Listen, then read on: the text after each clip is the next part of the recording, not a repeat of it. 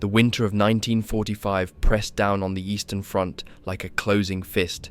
Germany was collapsing inwards, its armies mangled, its cities in ruins, its fuel reserves almost gone.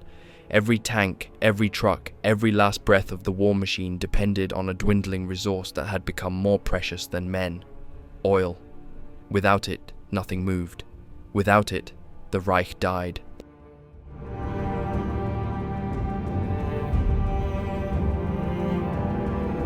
And in those final weeks, as the Red Army thundered across Hungary and the Danube froze under the weight of Soviet armor, Berlin made one last impossible decision. They would strike east again. One more offensive, one more gamble.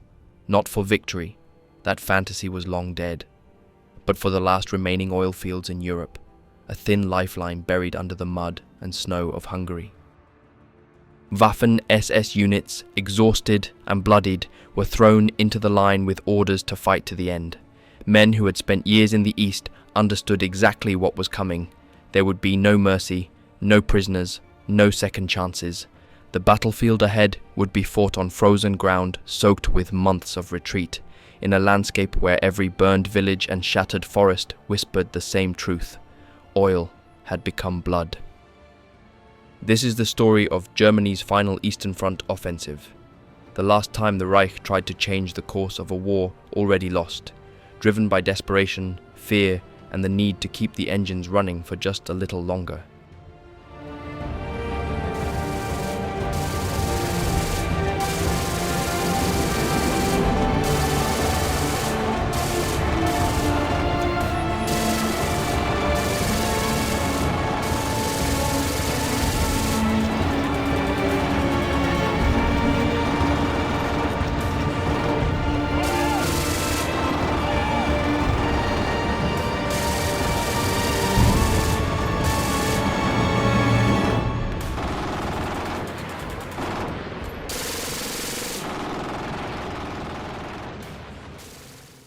The winter of 1944-45 placed Germany in a severe position. The Western Allies were firmly established on the continent and pushing forward in strength. Their main difficulty was not resistance, but logistics. To maintain the advance, thousands of tons of fuel, ammunition, and manpower had to be moved across France every day. The capture of Antwerp gave the Allies the deep water port they needed, and once the Scheldt estuary was cleared in November, the flow of supplies became relentless. German commanders understood what this meant. When the Allies decided to launch their next major offensive, it would strike wherever they chose, and at a time of their choosing. The Siegfried Line, the great Westwall of the 1930s, existed more on paper than in reality. Its concrete bunkers, anti-tank obstacles, and fortified belts had been stripped of equipment earlier in the war, and much of the line had fallen into disuse. Efforts were made from August onward to reactivate it, but the fortifications were manned largely by older soldiers, convalescents, and the so-called stomach and leg battalions. Against modern Allied firepower and combined arms tactics, the Westwall offered resistance but no certainty. German planners concluded that simply waiting behind these defences would lead to collapse. Their only remaining chance lay in taking the initiative. A limited offensive might delay the inevitable, but it would not alter the strategic situation. The Ardennes offered the one sector where a major blow might achieve operational surprise. If German forces could break through the lightly held American lines and reach Antwerp, they could cripple Allied logistics and paralyze the Western advance. What Berlin hoped to gain from this operation remains debated. Some believe that a successful strike might force negotiations or widen the differences between the Western Allies and the Soviet Union. Others aimed simply to buy time for new units, new weapons, or developments elsewhere. What is clear is that Antwerp was the key objective. Without it, the operation had no long-term purpose. At dawn on the 16th of December, 1944, the German offensive began. The opening blow achieved surprise, and several US divisions were driven back in the first days.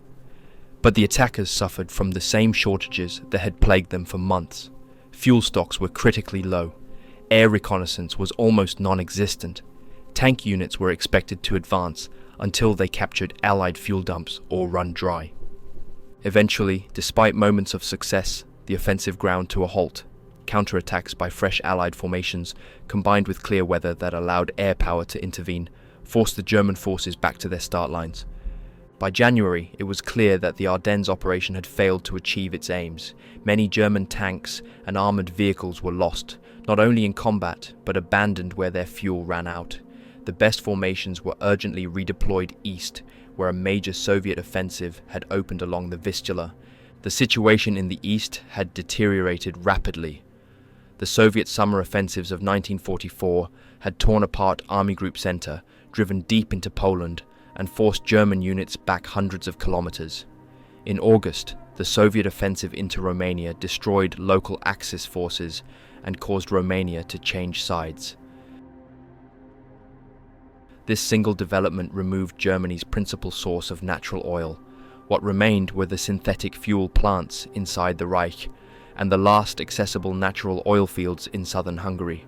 These Hungarian reserves now became strategically critical.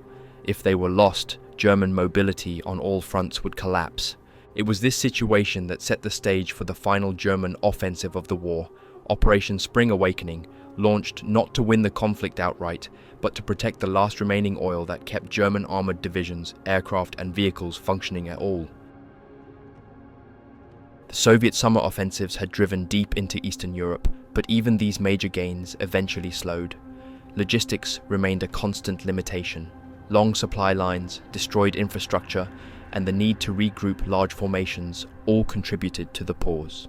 Political factors may also have played a role. When news reached the Soviets that the Warsaw Uprising had begun, their advance noticeably reduced in speed.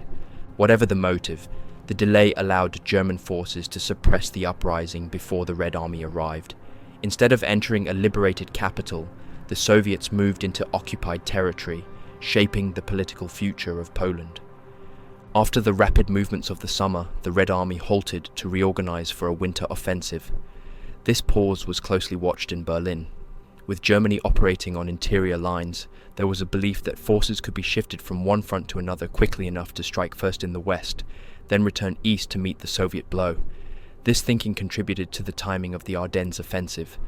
The Soviet winter operation opened on the 12th of January 1945, slightly earlier than planned. With significant German forces still engaged in the Ardennes, Soviet commanders saw an opportunity. The attack was immediately successful. Several German formations, already weakened from months of fighting, were broken apart, and others retreated rapidly. By the end of January, Soviet spearheads reached the river Oder. Only a short distance separated them from Berlin, and for the moment there was no strong defensive line in their path. Once again, the Red Army needed to pause. Their northern flank remained exposed due to German forces still active in Pomerania. Until this threat was removed, any direct advance on Berlin carried risk. This 2-month delay gave Germany vital time to redeploy forces toward the capital and prepare defensive positions. This urgent need for manpower was one of the reasons the Ardennes offensive was abandoned sooner than planned. Units committed in the west were required on the eastern front for the coming battle around Berlin. Despite the clear danger to the capital, fuel supply remained an even more pressing concern for German planners. Defensive preparations were made along the Seelow Heights, including controlled flooding of low-lying areas east of Berlin. In practical terms, it would have been logical to concentrate the remaining mobile divisions near the capital. Instead, the focus shifted south.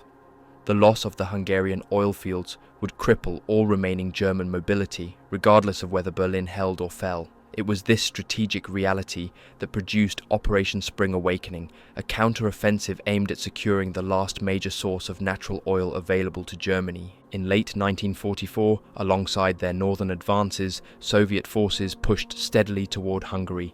By December, they had reached the river Danube, a major natural barrier. A German counterattack prevented an immediate Soviet crossing and allowed time to establish a defensive system between Budapest and Lake Balaton, known collectively as the Margareta positions. The Soviet 2nd and 3rd Ukrainian fronts were assigned the task of capturing Budapest. These large formations succeeded in crossing the Danube at Gran, tightening the encirclement around the city. After weeks of intense fighting, Budapest fell on the 12th of February 1945. Its loss opened the way for a Soviet drive on Vienna and toward the oil-producing region around Nagy-Kanisa. German High Command hoped that Operation Spring Awakening could strike both Soviet fronts, relieve pressure on Vienna, and stabilize the southern sector of the front. Responsibility for the operation fell to Army Group South under General Otto Wöhler. Formerly known as Army Group South Ukraine, it had been redesignated a few months earlier. Wöhler assumed command in December, controlling a mixture of German and Hungarian units. Many of these formations had suffered significant losses in previous battles and were below full strength. Despite this, they were expected to carry out one of the last major German offensives of the war. The lead role in Operation Spring Awakening was assigned to the 6th Panzer Army under Oberstgruppenführer Sepp Dietrich. Originally formed as a regular Army Panzer Army, it now contained a high concentration of Waffen-SS divisions. Even so, many of the soldiers serving within these units were regular Army personnel transferred in to rebuild depleted ranks. The army was officially placed under the Waffen-SS in early April 1945, but is generally regarded as an SS formation due to the presence of major Waffen-SS divisions and an SS commander at its head. The 6th Panzer Army had been withdrawn from the Western Front following the Ardennes fighting and ordered to refit as rapidly as possible. The deadline was the 30th of January. Restoring the strength of divisions that had taken heavy losses in the West was not possible in so short a time, but production lines were instructed to deliver tanks and armored vehicles straight to the forward railheads. As soon as a Panther or Tiger left a factory, it was sent directly south. In terms of equipment, the armored elements were brought close to their authorized strength. Manpower was far more difficult to replace. Reinforcements were gathered from rear area units. Convalescents returned to duty and personnel transferred from the Navy and Air Force. Ideally, these men would have required weeks of training to integrate with experienced Panzer and SS veterans. Instead, they were placed into service immediately. The formations appeared strong on paper, but the rapid expansion introduced weaknesses that would only become clear once operations began. To conceal the movement of these formations toward Hungary, a widespread deception plan was put into effect. Heavy tanks and support units were first moved toward the Oder front, matching Allied expectations that the next major German effort would be the defense of Berlin. All units received cover names to disguise their identity. Divisional symbols and tactical markings were removed or painted over. The intent was to hide the arrival of the 6th Panzer Army for as long as possible. Because the redeployment would take time, local forces launched preliminary operations to shape the battlefield. The aim was to reduce Soviet pressure on Vienna and to influence the situation around Budapest. To achieve this, German planners envisioned a two-directional advance toward Budapest, cutting off Soviet units in a large encirclement, similar to earlier operations on the Eastern Front. These preliminary attacks began on the 18th of January 1945. Initial progress was promising. In the northern sector, German forces advanced quickly and approached to within roughly 10 kilometers of Budapest before stronger resistance halted them. In the southern sector, comparable gains were made, and several Soviet formations faced the threat of encirclement. The high point of the operation occurred on the 26th of January, after which Soviet counterattacks restored much of the lost ground. On the 13th of February, a new German offensive was launched, this time to eliminate the Soviet threat to Vienna. The 1st Panzer Corps had arrived in time to join the attack. Over 8 days, the operation succeeded in clearing the immediate danger to the city. Vienna remained a major political and industrial center, and its security was considered vital. However, the presence of the 1st Panzer Corps in Hungary was now clear to Soviet intelligence, removing any remaining element of surprise. Allied analysts tracked the movement of major formations closely, and the transfer of such an experienced armored corps to the south strongly suggested that a larger operation was imminent. Had the 1st Panzer Corps remained concealed, the Germans might have gained additional preparation time, and their overall intention behind Spring Awakening may have remained less obvious. Operation Spring Awakening was designed as a pincer attack. The northern arm was to be led by the 6th Panzer Army, supported by the 3rd Panzer Corps. Both were placed under the broader control of the 6th Army, commanded by General of Panzer Troops Hermann Balck, often referred to as Army Group Balck, due to the grouping of formations under him. His remaining units were positioned to guard the flanks and reinforce the main effort where required. The southern arm of the attack was assigned to the 2nd Panzer Army. Despite its name, by this stage of the war it contained only a modest number of armoured units, most having been lost or redistributed earlier. Its task was to advance north and link with the 6th Panzer Army, completing the encirclement. The 2nd Panzer Army was not ideally suited for its role in the coming operation. Most of its armoured strength consisted of assault guns rather than tanks. These vehicles had proven effective in defensive fighting and in controlled conditions, and they were far easier to produce than fully turreted armour. But their limitations became clear during fast-moving or offensive operations. As a result, the weight of Spring Awakening rested squarely on the 6th Panzer Army. At this stage, the 6th Panzer Army was organised around two major corps. The 1st SS Panzer Corps included the 1st SS Panzer Division Leibstandarte and the 12th SS Panzer Division Hitlerjugend. The 2nd SS Panzer Corps contained the 2nd SS Panzer Division Das Reich and the 9th SS Panzer Division Hohenstaufen. To strengthen the northern flank of the attack, the 1st Cavalry Corps was assigned, consisting of the 3rd and 4th Cavalry Divisions. Although termed cavalry, these were essentially mounted infantry formations rather than traditional horse-mounted shock troops. Mounted troops had been used experimentally by both sides throughout the war, often with mixed outcomes. However, on the Eastern Front they demonstrated surprising mobility and usefulness in broken terrain, forests and winter conditions. Their ability to operate in poor ground and to shift positions rapidly made them valuable during the defensive battles of 1944 and again in the early attempts to relieve Budapest in 1945. These cavalry units had only recently been redesignated as divisions. Previously, they were organized as brigades, each built around 2 regiments with limited supporting elements. Their elevation to divisional status was largely administrative, intended to give their commanders parity with infantry and panzer division leaders. In practice, 6th Panzer Army fielded 6 divisions, but 2 were no stronger than reinforced brigades. The opening movement of Spring Awakening was assigned to the 1st Panzer Corps, advancing from positions near Lake Balaton toward Dunafuldvar. To its left, the 2nd Panzer Corps would conduct a parallel drive, while the cavalry formations protected the right flank. The 23rd Panzer Division, commanded by General Lieutenant Joseph von Radowitz, remained in reserve to exploit any breakthrough or reinforce sectors that encountered heavy resistance. Farther north, the 3rd Panzer Corps was tasked with advancing toward Lake Valence. Its flank protection would be handled by the 4th Panzer Corps, which had been severely weakened by previous fighting in the area and could provide only limited support. A secondary supporting action was to be carried out by Army Group E. Its mission was to advance north across the River Drava. Army Group E had almost no armoured strength. It consisted largely of mountain units, regular infantry, and the 11th Luftwaffe Field Division. Its sole armoured formation, the 1st Panzer Division, had been heavily depleted after months of emergency deployments and could place only a small number of serviceable tanks into the field. Soviet commanders were already aware that a German offensive was being prepared.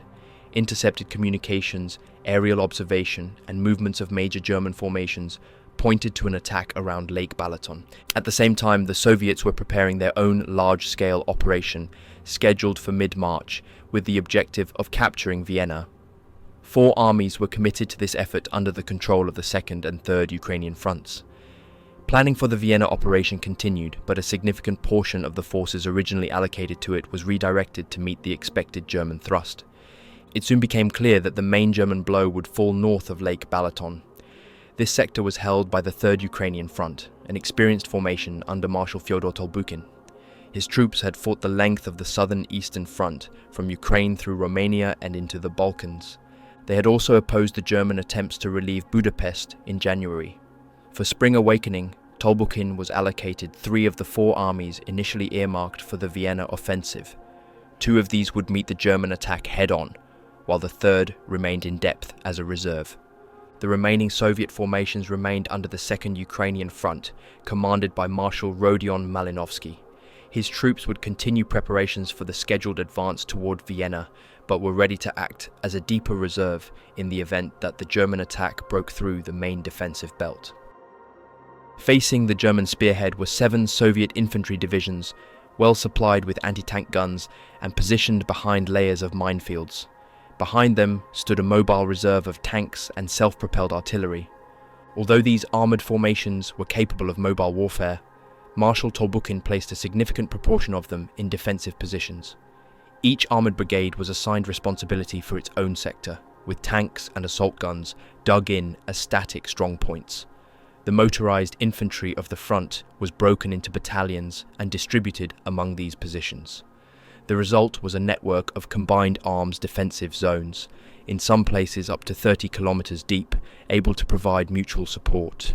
Tank destroyer battalions were held behind the main line, but also had forward firing positions prepared in advance.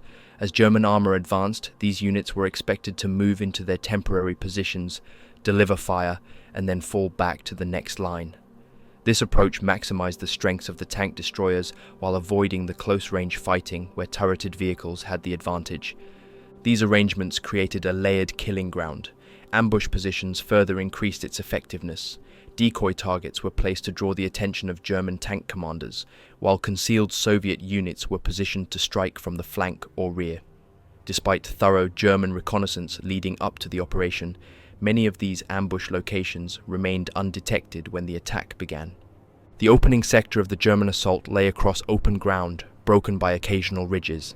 It had been assumed that the soil would be frozen solid in early March, but an unexpected thaw created deep mud throughout the battlefield. Requests to delay the attack until the ground dried were denied. As a result, the 6th Panzer Army began the operation already struggling with bogged vehicles and difficult terrain. Even reaching the assembly areas was problematic, with several formations still not fully in position when the order to begin was issued. Despite concerns from commanders in the field, Operation Spring Awakening commenced on the 6th of March, 1945. Sources vary on which formations advanced at which times, but several points are clear. The attack opened with a 30-minute artillery bombardment beginning at 4 a.m. Overnight snowfall partially refroze the mud, but not enough to support the weight of armoured vehicles. In post-war accounts, Sepp Dietrich described how the mud immobilized large numbers of vehicles, recalling incidents where as many as 15 Tiger II heavy tanks became stuck up to their turrets. Under these conditions, movement was possible only along a few firm roads. Elsewhere, the infantry carried the burden of the advance. The 1st SS Panzer Corps made limited progress, advancing less than 5 kilometers. The 2nd SS Panzer Corps made virtually no headway and may not have been fully prepared to attack on the first day. The Cavalry Corps launched its own assault, but was driven back by Soviet counterattacks. The most promising development came from the 3rd Panzer Corps, which achieved an advance that threatened the Soviet flank. This prompted Marshal Tolbukin to deploy reserves into an already fortified sector.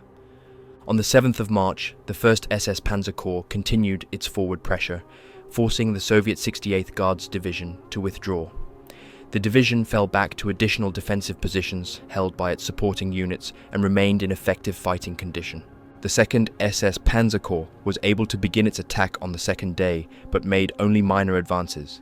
Tanks attempting to leave the roads became bogged down in deep mud, leaving the accompanying Panzer Grenadiers to continue on foot without armoured support. Progress was slow, and there was little realistic prospect of achieving a breakthrough against the depth and strength of the Soviet defences.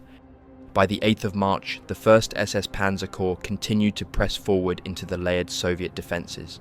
The progress was slow, measured in small gains, farmsteads taken, pockets of resistance cleared, and new lines of fire pushed a few hundred meters at a time. The 2nd SS Panzer Corps, however, remained largely stationary. Mud, repeated ambushes, and the depth of the Soviet defensive belt had pinned it down both physically and operationally.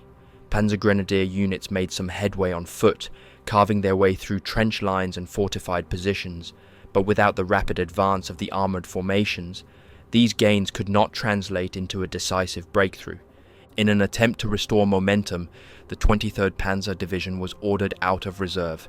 Its task was to support the 1st SS Panzer Corps by exploiting its progress and then pivoting to assist the 2nd SS Panzer Corps. The division moved toward the sectors where the 1st SS Panzer Corps had created openings, hoping to strike at Soviet positions holding back the neighbouring corps. On the 9th of March, the 1st SS Panzer Corps again pushed forward. Several local Soviet positions were forced back in a series of short, sharp advances. Each thrust, however, ran into the next prepared line of Soviet defenses. Tank destroyer units were particularly effective in halting these German attacks. They established firing lines behind each Soviet withdrawal point, providing the rearguard protection needed for the infantry to reorganize. The Cavalry Corps also made progress on the 9th. Unable to break through its own frontage, it moved through a narrow gap created earlier by the 1st SS Panzer Corps. Once through, it operated with a degree of mobility more typical of armoured forces. One cavalry division attacked Soviet positions around Enying, while the other moved to cut the road linking Enying and Mezokomarum, threatening local Soviet supply and communication routes. Despite these advances, the offensive as a whole was becoming increasingly uncoordinated. The inability of the 2nd SS Panzer Corps to keep pace left a widening gap along the flank of the German advance. While terrain features such as the river Sarviz and its associated marshlands offered some protection by slowing Soviet movement, this advantage could only be temporary. Once Soviet forces regrouped, they would be able to counterattack into the exposed flank. Even so, the German advance had penetrated deeply enough to present a serious threat to the Soviet defense. If the 1st SS Panzer Corps and the cavalry formations could exploit their gains, they might disrupt the cohesion of Soviet command and control across the sector. Marshal Tolbukin recognized this immediately. His response was to reorganize the local command structure, transferring authority for units on either side of the breach to local commanders to allow a more unified response. Tolbukin also correctly identified the main danger, the continued advance of the 1st SS Panzer Corps and its supporting cavalry. He reinforced the 26th Army with additional armor and anti-tank elements. Although he requested permission to commit the front's reserve armies, this request was declined. Instead, new orders arrived, directing that these reserve formations prepare for a counteroffensive aimed at striking the rear of the 6th Panzer Army. The 3rd Ukrainian Front would lead this counterstroke, supported by elements of the 2nd Ukrainian Front. This plan assumed the German offensive could be halted, but the Soviet commanders remained confident in the depth of their prepared defenses. On the 10th of March, the 1st SS Panzer Corps maintained its pressure. Meanwhile, the 23rd Panzer Division launched an assault against Sarkaris. The attack achieved partial success, enabling the 1st SS Panzer Division Leibstandarte to force a crossing over the Sio Canal. However, the town itself remained in Soviet hands, and the division was unable to extend its crossing far enough to support the 2nd SS Panzer Corps. The 1st Cavalry Corps also established a bridgehead over the Sio on the same day. The 2nd SS Panzer Corps lagged roughly 25 kilometers behind these advances and continued to struggle. The Soviet defensive scheme had been designed to funnel attackers into predetermined ambush zones. Whenever German units attempted to maneuver around a strong point, they were met by pre-sighted fire from concealed self-propelled artillery and anti-tank guns. Losses mounted and progress remained minimal. A breakthrough finally came on the 11th of March.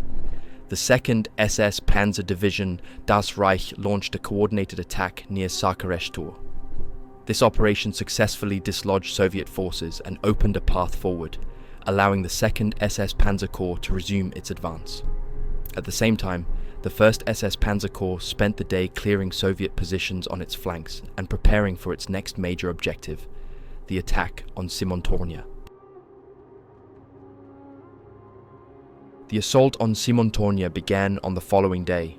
The fighting quickly became close range and intense, with German and Soviet infantry battling through streets, farmyards, and the edges of industrial buildings. By nightfall, most of the town was under German control, though isolated pockets continued to resist. The 1st Cavalry Corps also made steady progress. Throughout the operation, it proved to be one of the few formations able to maneuver effectively. In terrain where tanks struggled to move even a few hundred meters, mounted infantry could shift positions rapidly and exploit openings created by the Panzer Grenadiers. On the 12th of March, the 2nd SS Panzer Corps secured control of Aba. The town had effectively been cut off by the previous day's gains, and its loss opened a small but important gap in the Soviet line. Soviet counterattacks developed soon afterwards, but were initially repelled. As pressure increased, the Corps adopted a defensive posture. Requests to withdraw to a more secure line were denied, and the units were instructed to hold. An attempt by the 23rd Panzer Division to cross the Sio Canal and provide assistance failed, leaving the 2nd SS Panzer Corps increasingly isolated against growing Soviet pressure. Meanwhile, the 1st SS Panzer Corps had established a bridgehead across the Sio.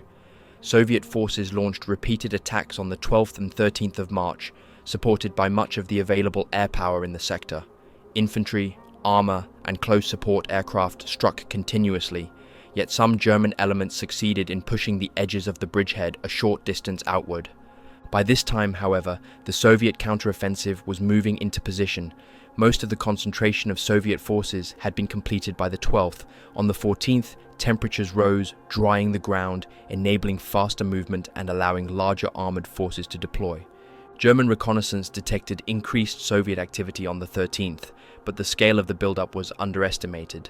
On the 14th, it became clear that this was not a limited response, but a major offensive designed to strike into the rear of the 6th Panzer Army, cut its supply lines, and encircle it. Initial requests to withdraw were denied, and Sepp Dietrich appealed directly to higher command for authority to pull back. General Otto Wöhler, commanding Army Group South, proposed modifying the operation rather than cancelling it outright. The 1st and 2nd SS Panzer Corps would disengage and then launch a combined attack eastward. The 23rd Panzer Division and 1st Cavalry Corps would remain on the defensive, supported by Hungarian forces. Disengagement and regrouping were estimated to require 4 days. Berlin approved the plan but reduced the time frame to 3. On the 16th of March, while the panzer formations were attempting to break contact and reorganize, large-scale Soviet counterattacks struck. Despite requests from field commanders and recommendations from General Heinz Guderian, the Panzer Corps were initially required to continue preparations for their planned offensive rather than pivot against the Soviet attack. Orders did not change until the situation became untenable. Permission was eventually granted for a northward strike against the Soviet flank. The 6th Army, tasked with supporting and securing the area behind the 6th Panzer Army, was unable to contain the Soviet advances. As its positions were pushed back, the Panzer Army risked being surrounded. A collapse was narrowly avoided through the actions of the 2nd SS Panzer Division Das Reich, which held open a withdrawal corridor long enough for the main force to retreat and attempt to form new defensive lines. By the 19th of March, all gains made since the start of Operation Spring Awakening had been retaken by the Soviets. The 6th Panzer Army withdrew toward Vienna, maintaining cohesion despite repeated Soviet attacks and severe air pressure. Observations from the retreat noted that some Hungarian units showed reluctance to continue fighting, occasionally pulling back prematurely and exposing the flanks. Other Hungarian formations, however, maintained their positions and provided effective support. There were later claims that German leadership considered punitive measures against the panzer divisions for failing to achieve their objectives, including the removal of sleeve cuff titles. Whether such an order was ever fully issued remains unclear. In practice, most insignia had already been removed as part of the deception measures undertaken before the offensive. The remnants of the 6th Panzer Army took part in the defense of Vienna in April 1945. After falling back from the city, the remaining elements moved northwest, resisting as circumstances allowed. With few exceptions among attached Hungarian units, the formation surrendered to American forces at the end of the war. Operation Spring Awakening was distinctive in several respects. It was one of the few late-war operations in which mounted troops played a significant role, and they performed well in terrain that limited armored movement. The armored formations, unable to maneuver freely, suffered relatively low vehicle losses during the offensive itself. German recovery units were still efficient at this stage, often retrieving damaged or immobilized tanks and returning them to service. Conditions deteriorated rapidly during the retreat, however, and heavy losses followed. The infantry component deserves particular attention. Many replacements had been drawn from the Navy and Luftwaffe and lacked full infantry training. Veteran Panzer Grenadiers, combined with these hastily assembled troops, carried the bulk of the fighting, both during the offensive and the subsequent withdrawal. Although often judged in hindsight as overly ambitious, the operation addressed a genuine strategic concern: the defense of the Hungarian oil fields, which were vital for sustaining German mobility. The decision to commit elite armored units to Hungary rather than Berlin reflected the strategic priority of these resources. Operation Spring Awakening was ultimately unsuccessful, but given the circumstances, it represented one of the few remaining options available at the time.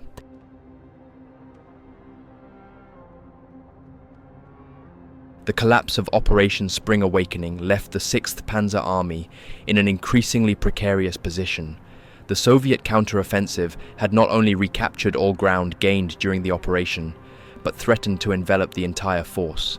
As German units withdrew westward under continuous Soviet pressure, casualties mounted rapidly. The retreat itself proved more destructive than the offensive had been. Among those wounded during the final days in Hungary was Werner Wolf, commander of the 1st Company of the 1st SS Panzer Regiment.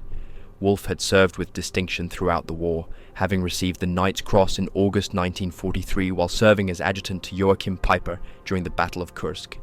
In that engagement, he had taken command of a leaderless company and stopped a Soviet tank attack, destroying one tank single-handed. On the 19th of March 1945, during the fighting near Inota, Wolf sustained severe wounds. He was evacuated to the reserve lazaret at Götzendorf and der Leiter in Lower Austria, where he succumbed to his injuries on the 30th of March. He was 22 years old. Wolf's death exemplified the human cost of the operation's failure. The units that had spearheaded the offensive now found themselves fighting a continuous rearguard action. Joachim Peiper, commanding Kampfgruppe Peiper of the 1st SS Panzer Division, Leibstandarte Adolf Hitler, led his forces through some of the most difficult combat of the campaign. His aggressive command style, which had earned him recognition earlier in the war, including during the Ardennes offensive, resulted in exceptionally high casualties during both the offensive and the subsequent retreat. Many experienced soldiers who had survived years of combat on the eastern and western fronts were lost in these final weeks. By late March, the Soviet advance had pushed German forces back to the Austrian frontier. The Reich Guard position, a defensive line roughly following Austria's eastern border, became the next objective. On the 29th of March, Hitler's headquarters finally authorized a phased withdrawal to this position. The decision came too late to permit an orderly retreat. Roads were clogged with military vehicles, refugees fleeing the advancing Red Army, and remnants of broken formations, all attempting to move west simultaneously. Fuel shortages became increasingly critical, forcing many units to abandon vehicles that could not be refueled or repaired. The lack of adequate rearguard positions made the withdrawal particularly hazardous. The defense of Vienna became the next major engagement. On the 2nd of April, Sepp Dietrich, commander of the 6th SS Panzer Army, was presented to the population of Vienna as their defender. Over the following days, battered formations of the 2nd SS Panzer Division Das Reich withdrew into the city under chaotic conditions. The only substantial German force available for the defense consisted of the 2nd SS Panzer Corps, supplemented by various garrison units and anti-aircraft formations hurriedly pressed into ground combat roles. Many of these units had received minimal infantry training. The Soviet 3rd Ukrainian Front surrounded Vienna and began its assault. The 4th Guards Army, 6th Guards Tank Army, 9th Guards Army, and 46th Army all converged on the Austrian capital.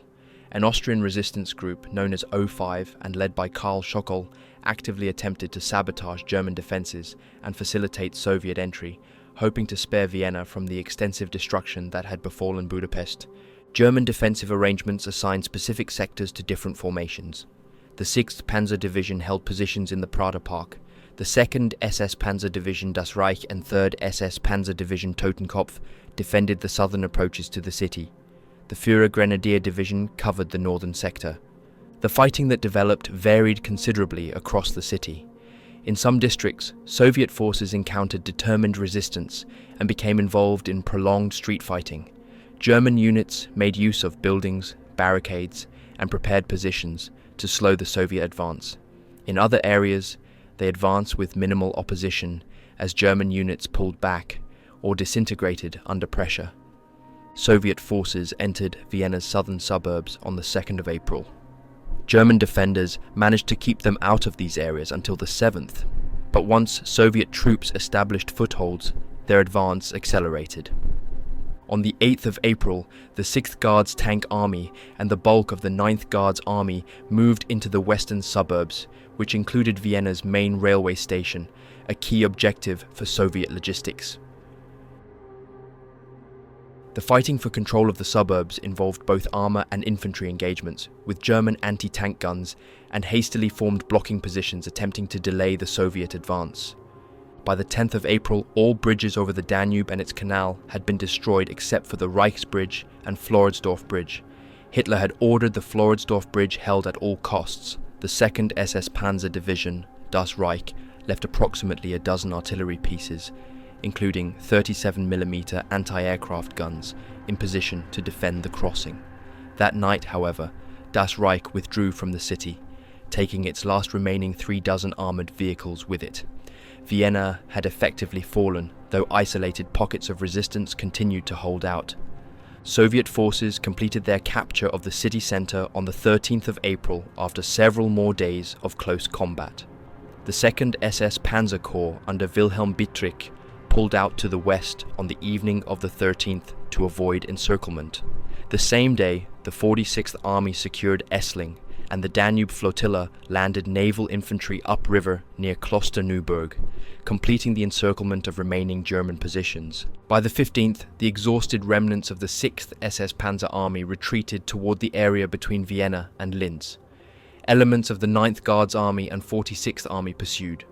The 26th and 27th Armies advanced toward areas north of Graz. The absence of the 6th SS Panzer Army from Berlin's defense became a matter of considerable debate.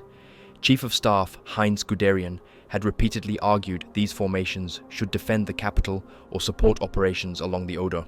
Hitler refused, committing them to Hungary to secure the last accessible oil fields. By the time Spring Awakening failed and Vienna fell, the Panzer Army was hundreds of kilometers from Berlin, its strength greatly reduced and fuel nearly exhausted. Even if redeployment orders had been issued, the distance and disrupted rail networks made participation in Berlin's defense impossible. The Battle of Berlin began on the 16th of April, 1945. 2.5 million Soviet troops, over 6,000 tanks, and more than 41,000 artillery pieces opened their assault on the Seelow Heights. Forces available to defend Berlin consisted of weakened formations, Volkssturm units composed of old men and boys, and remnants from other collapsing fronts. The absence of the panzer divisions committed in Hungary was noted by German commanders. The final movements of the 6th SS Panzer Army occurred in early May. On the 1st, soldiers of the Leibstandarte Adolf Hitler learned of Hitler's death. On the 7th, Sepp Dietrich ordered formations toward assembly areas southeast of Amstetten. That day, Admiral Dönitz authorized surrender of all German forces. The instrument of surrender was signed at Reims. Hostilities would cease at midnight on the 8th, with troops required on their designated side of the demarcation line, the Enns River. Roads to the Enns became congested. Military vehicles, refugees, and soldiers on foot attempted to cross before the deadline. The Leibstandarte's columns stopped in the Enns Valley between Weidhofen and Steyr. Many soldiers abandoned vehicles and continued on foot. Joachim Peiper and his staff reached a footbridge and crossed the Enns, entering American captivity. Otto Kumm, commanding the Leibstandarte, was ordered by Field Marshal Ferdinand Schörner to position his division on the east bank, effectively consigning them to Soviet captivity. Kumm refused and instructed his units to cross wherever possible, preferably south of Steyr. Some formations had to force their way across American positions. The 12th SS Panzer Division Hitlerjugend, 9th SS Panzer Division Hohenstaufen, and other formations made their way to river crossings. Hohenstaufen surrendered to American forces at Steyr on the 8th of May. Other elements surrendered in following days, scattered between Vienna and Linz. Sepp Dietrich surrendered to the 36th Infantry Division. The American sergeant who accepted his surrender later described him as looking less like an army commander and more like a village grocer.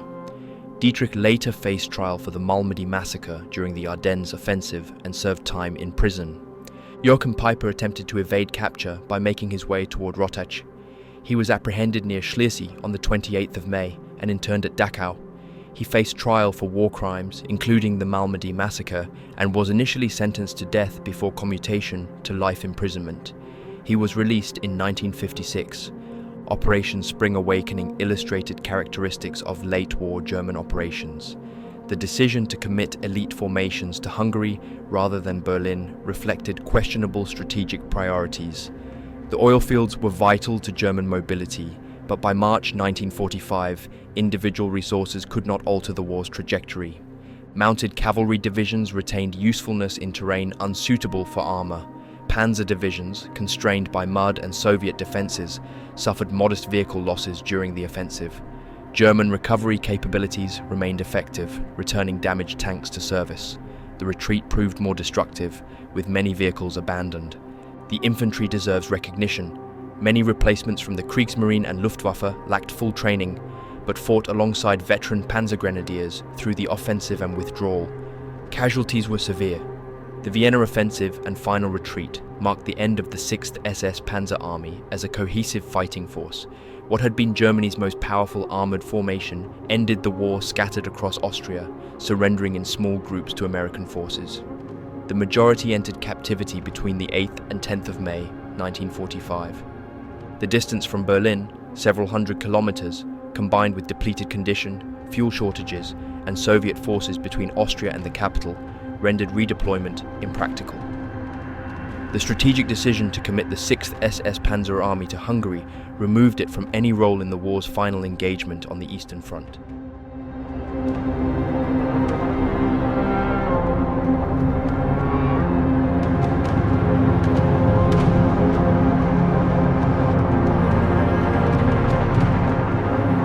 And that brings this video to a close. I hope you found it interesting and learned something new. If you enjoyed it, please consider leaving a like and subscribing. It genuinely helps the channel grow, and I appreciate every one of you who supports the work I do here. Thanks for watching, and I'll see you in the next one. Take care, and goodbye for now.